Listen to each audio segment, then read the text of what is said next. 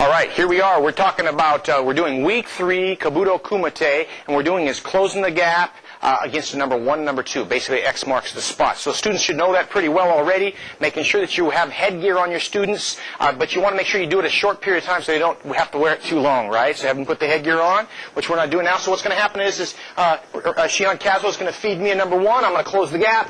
I'm going to try to hit the wrist. That's why it's important to have the gloves on and probably the headgear. And I'm going to come across, X marks the spot. Now, even if you have headgear on, it's no fun to get whacked in the head even lightly. So just kind of slap across the shoulder nice and easy, okay? So that's the drill. He's going to feed me a number 1. So that's, this is more as a warm-up than anything else. And I'm going to feed him a number 1. And he's going to come back across. I'm going to feed him again, so you might do short 30-second rounds. Then we're going to review a 2. And he's going to feed me a 2. I'm going to do the same thing, just nice and easy towards that lead shoulder. I'm coming at him. I hit sweep blocks, hit around, try to get that hand to kind of work as the antenna. And the other leg drags through. X marks the spot. So we worked that back and forth. We've spent literally 2 or 3 or 4 minutes getting that down.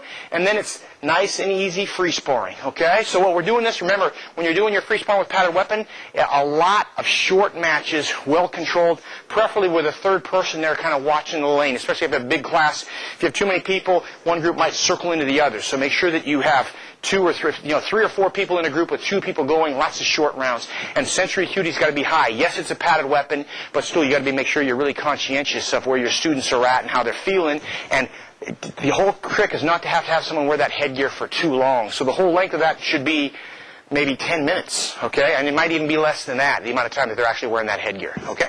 Very good. Thank you. There you go. That is our Kobuudo Kumite for week 3.